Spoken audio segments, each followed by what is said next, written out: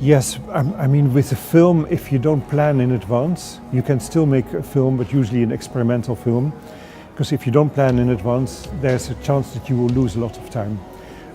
In other words, planning in advance is the development. It's the script, it's the storyboard, it's the animatic. You really work on that. But I wouldn't call it planning, it's really development because it's highly creative, extremely creative. You think all the movements, the camera movements, the storytelling, you think about that thoroughly.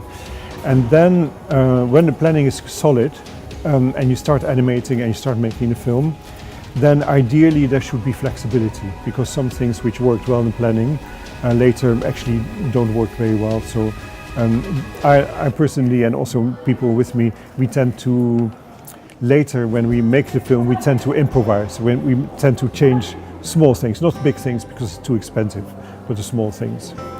What I do is I move towards perfection, but I know that my work will never reach perfection.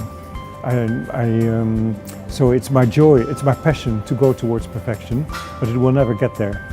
And error is very sensitive, because some errors have lots of charm. It's an error, but it's very charming. So sometimes I look at an error and say, no, don't touch it, it's perfect, we leave it like that. And sometimes there are things I do which are fine in the moment, but then when I look at them a year later, they look like errors. So it's very relative. And sometimes I do something which is weak and I think it's an error, and look at it 6 months later and it's actually really strong. So it's very flexible. Oh my God, there's so many artists that inspired me.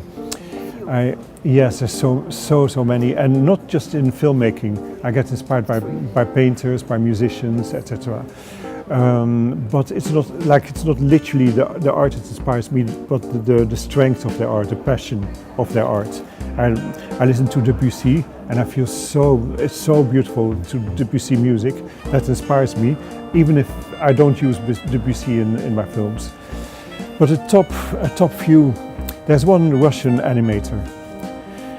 He's a poet. He makes short films. His name is Yuri Norstein. He's very well known. He's alive. He's very, very, very well known. And when I saw his films in the 70s and 80s, I thought, my God, how beautiful. So that inspires me. I've recently worked together with Studio Ghibli in Tokyo. They make feature films and animation. Princess Kaguya, Spirited Away, Princess Mononoke, Totoro, beautiful feature films. They inspire me because they're very mature. They feel the symbolism deeply, they feel the metaphors deeply. Then of course music. I get inspired by blues, by rock music. I play the blues myself on the piano. I need to, it's a therapy. Otherwise I collapse. No, because animation, you spend years making animation. When you improvise on a musical instrument, it's in the moment, in the instance, and as soon as you stop playing, it's finished. It's gone forever. That's really important. In the past, I've been deeply inspired by Rembrandt, a Dutch painter, for his light, for the extreme beauty of the light in his paintings.